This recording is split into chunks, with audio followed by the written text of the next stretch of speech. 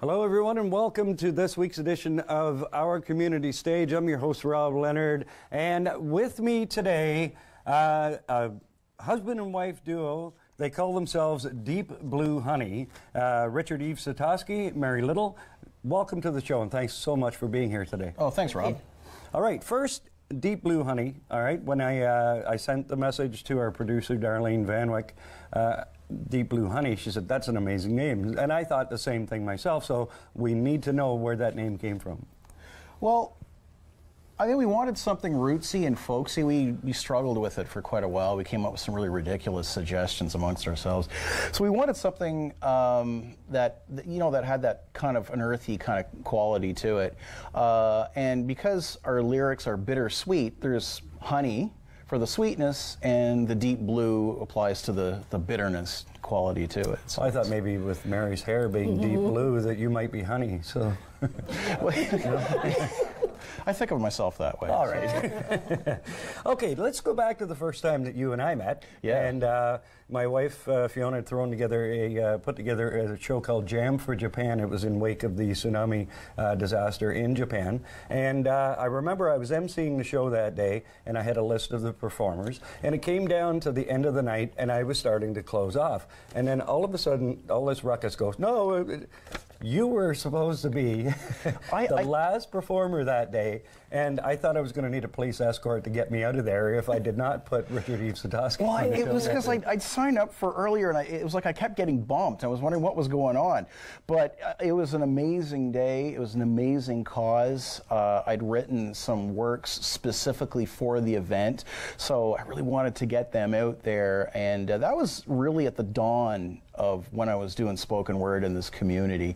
I just started that year, not even a few months previous to that, and this was courtesy of the Bob Menzies and Caroline. They ran the Sounds series of coffee houses monthly at the market. Actually, back then in those days, it was at the old bookstore, which is now Jim Ansell's Bleeding Carrot. So they kind of gave me my start in this, and then when I saw that there was the Jam for Japan, I thought that was a perfect opportunity to get some sort of social consciousness verse going and to do some poetry for the community that was a little bit more than just an entertainment piece, but something that had a little bit more depth and meaning to it. That's right, and that's exactly what that event was all about, the depth, as you said, the meaning of the day. And that was my first exposure to spoken word. And spoken word, a lot of people at home may not be familiar with exactly what spoken word is, but it's a huge part of your sound and your music with Deep Blue Honey. Maybe take a second and describe to the folks, or let the folks understand a bit more about spoken word. Sure. Well, spoken word verse is a type of poetry that's meant to be performed live. It's not the type of stuff that lives in a book. This stuff comes to life when the performer gets up on stage, right in front of a mic, usually without notes. I often have to carry notes with me because I don't have a very good memory for these things. And they get out there and they perform it. They're often monologues, usually about 3-4 minutes long, sometimes longer, on any topic of concern to that person, and usually they're often political, social. It's got its roots in, or at least the slam verse portion of spoken word gets its roots in urban culture, and there's a whole tradition that comes out of jazz and hip hop, and so there's often a lot of inner city topics about that. But I mean, feminism comes to it, like the role of women in society and perception, social perceptions, role of people who've got physical and mental illnesses and things like that. So disability people often, and then a lot of it's just purely entertaining, and I try to make my stuff as entertaining as possible with it. That's right, and as I said, it was my first exposure really to spoken word was that day at that show, and I was very impressed with that. And a funny story, you mentioned Bob Menzies, and ran into Bob and Carolyn at Harrison Park a couple of weeks ago, and Bob was describing something that he wanted to do. Well, he actually did it last night at the open mic at Heartwood last night with the spoken word, with the music accompanying. And I said, so kind of like a Leonard Cohen thing, right? He goes, no, more like a William Shatner thing. Yeah, exactly. That's perfect. That's perfect. So, yeah, that was an amazing moment. So, yeah, and you mentioned Sounds, and Bob and Carolyn Menzies ran that, as you said, ran that for quite a long time. Very successful show. It was on Sundays. I have to work on Sundays in the business I'm in, so I never got down to the shows, but I would always, you know, my wife Fiona would always make sure that she got down to them. Now, how important are those settings? And as you said, it was pretty much what gave you your start and got you going. And these open mics and these smaller events, such as, well, Sounds became a bigger event, of course. How important is that to the music scene and giving people their start? And is that by chance where you two met? In that setting? Mary? It's not where we met. No? But it is where we first performed. Where we first performed together. I've only been performing for 2 years, maybe a little less than 2 years was the first time I performed in public, and I only picked up an instrument 3 years ago. Wow. So I was new to it, and going to those open mics and going to Sounds was a really easy way to stand in front of a crowd and get our music out and get the kinks out. So we go to a lot of different open mics around here. We also go to the Songwriters Circle, the Georgian Shores Songwriter Circle, I believe we're calling ourselves now. And it runs once a month in Owen Sound and once a month in Thornbury. Yeah. And so it's a good way to test out our lyrics and our songs, and it's a really nice group of people. So it's relatively painless. I mean, whenever they have criticism, optimally they'll do it in a very gentle fashion. They won't. But every once in a while, there's a little bit of the knives come out, and it's like, hey, wait a minute, where did that come from? But that's when you know it was good, because they're threatened by it, right? You start digging with a knife, right? So exactly. But again, you know, I've said on previous episodes how important, and I'll repeat myself again here, how important those settings are to giving people that first opportunity, that first chance. Normally, in a lot of cases, they've played in their garage, they've played in their bedroom, sang in the bathroom, you know, that kind of thing. But those events give people that opportunity, give them the confidence to, you know, keep moving on. Absolutely. It gives them a chance to workshop their material too. I mean, once you've got a set put together, you can keep tweaking it in front of an audience. So it's not quite the same thing as practicing. It's the type of practice that you need to perform in front of, say, larger groups, if should that happen. And if it doesn't happen, well, that's also fine too, because like, we're under no illusions. We love what we're doing, and we do it for the fun. And that's what it's all about, is you know, you loving it. Okay, we're going to take a short break. Right. Enough of me talking. All right, everybody's gotten to know you a little bit better. That's great. And we're going to come back after the break, and we're going to finish out this entire show with your songs and your music. We'll be right back after the short break.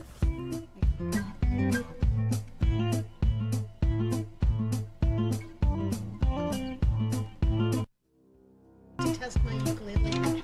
Can I do that? We don't have time for that. We'll do that later.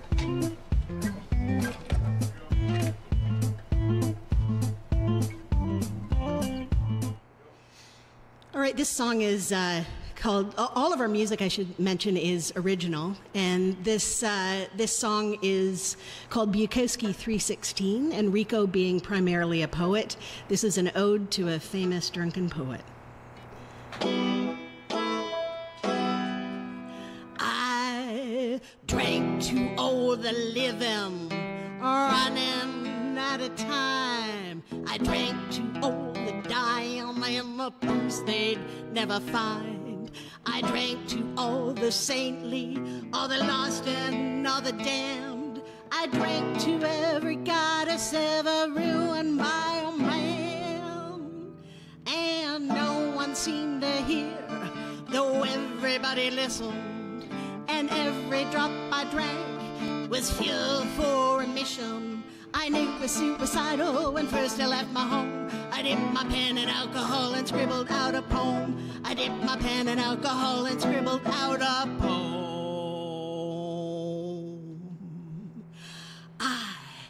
drank to all the bombs, philosophical and wise. I drank to all the fools who saw through all the lies. I drank to all the gospel ever written in graffiti. I drank to vex the rich and to reassure the needy. And no one seemed to hear, though everybody listened. And every drop I drank was fuel for a mission. I knew it was suicidal when first I left my home. I dipped my pen in alcohol and scribbled out a poem. I dipped my pen in alcohol and scribbled out a poem.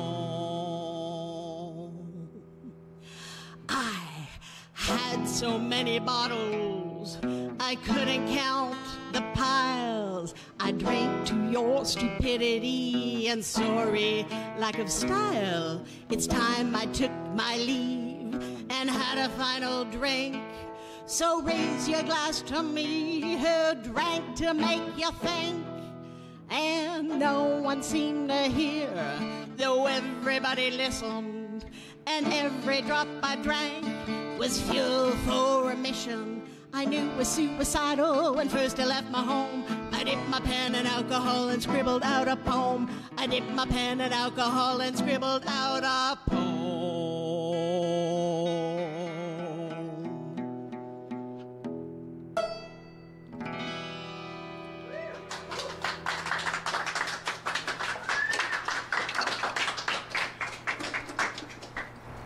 All right, this song is called Old Blind Lemon. And it's about the apocalypse. She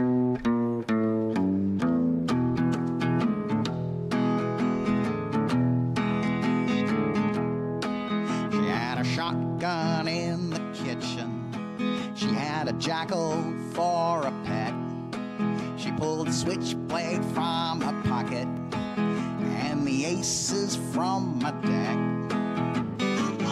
Up in her parlor while the roof was caving in. Package as it hit me was like moonlight on my skin.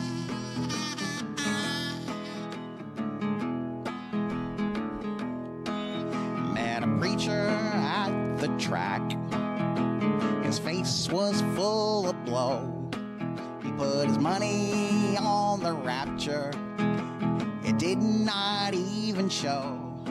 Blew his brains out in the toilet with a nickel-plated 45. Yes, he found that living was worse than being alive.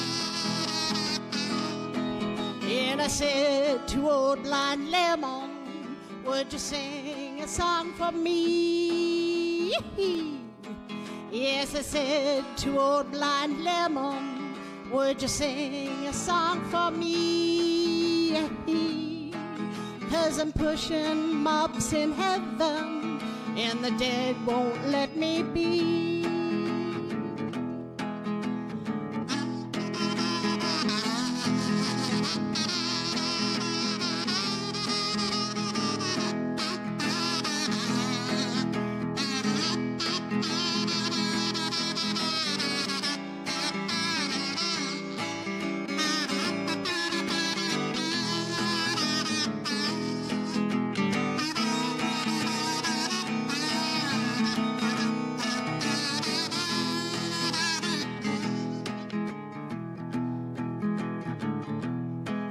Well, I took the sins of Papa and I sowed them in the ground.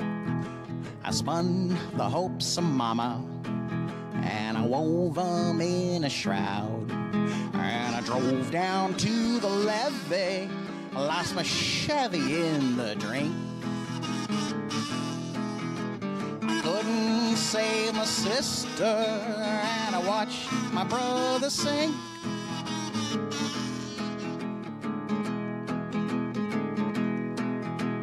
Hear the horsemen coming, hoof beats in the dawn, and there's brimstone in the alley, and there's lava on the lawn.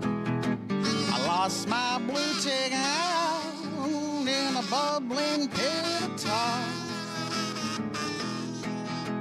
Cellular reception is down to just one bar. And I said to old blind lemon, would you sing a song for me? Yes, I said to old blind lemon, would you sing a song for me? 'Cause I'm pushing mops in heaven, and the dead won't let me be. One more time. Yes, I said to old blind lemon, would you sing a song for me? Yes, I said to old blind lemon, would you sing a song for me? 'Cause I'm pushing mops in heaven, and the dead won't let me be.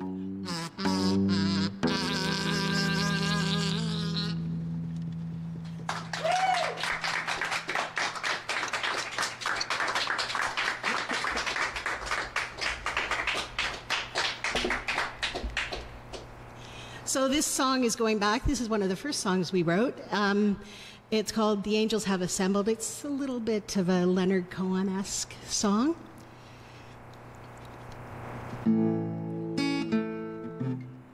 Whoops.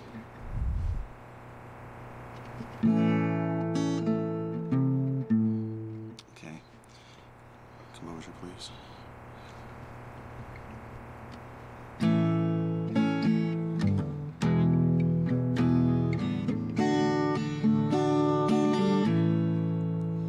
On the docks by the river, on the darkest side of town, the angels have assembled to sing their sorrows down.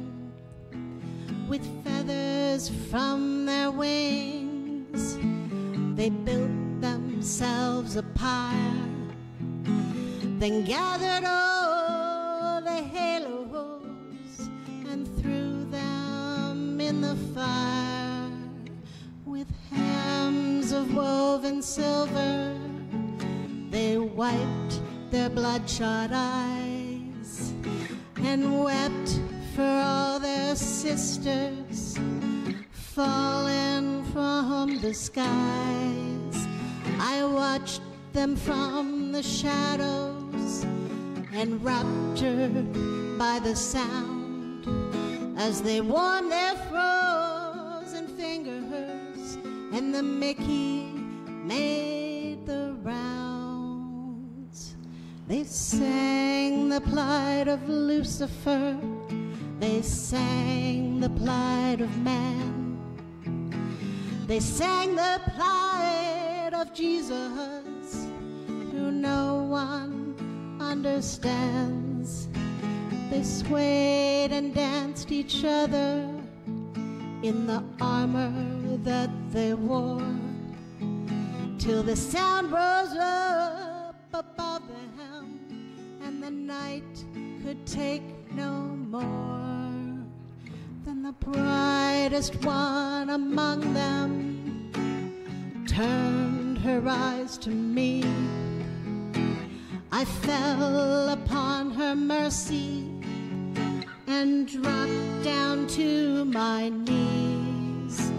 The angel reassured me and told me not to fear, for you are of our number, you're always welcome here. She grabbed me by the collar and pulled me to my feet. She handed me the bottle, and the liquor tasted sweet. I drank till I had knowledge, I drank the evening long. I drank myself to death on the alcohol of song. I sang the plight of Lucifer. I sang the plight of man. I sang the plight of Jesus, who I finally understand. I swayed and danced among them in the tatters that I wore, till my spirit rose up above me and I could take no more. On the docks by the river, on the darkest side of town, the angels have assembled to sing their sorrows down, and I will reassure you and tell you not to fear, for you are of our number. You're always welcome here, for you are of our number. You're always welcome here.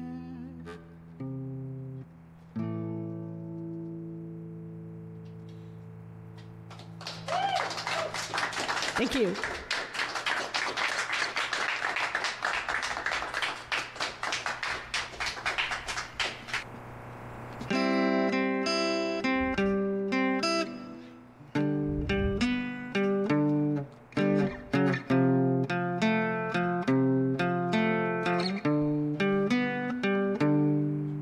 He lost it all in Mexico, spread eagle on the bed. He was dating Frida Kahlo. They put an ice pick through his head. Before that, it was Paris. The city had gotten old. Gene Seberg had him breathless. Belmondo knocked him cold. Oh, life's a funny thing. You can't know what it means. You don't know who to trust, and nothing's what it seems. Remember good old Noah, always one to gloat. He'll send you for the dinosaurs, then seal up the boat.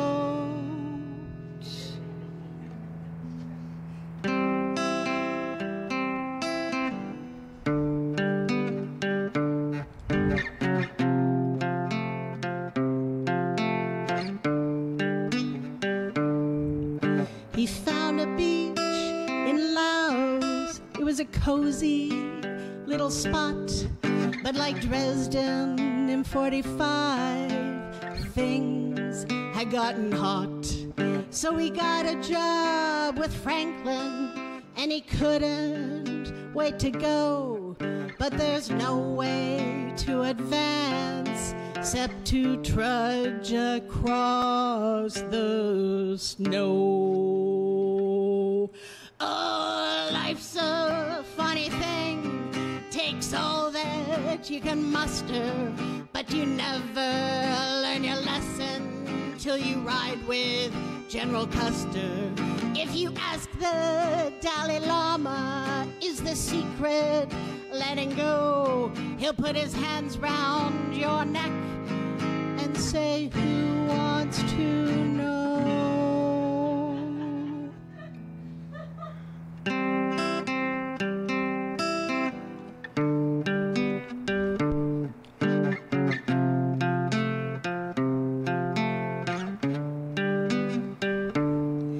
He took a Zeppelin across the ocean, and then he dropped a match.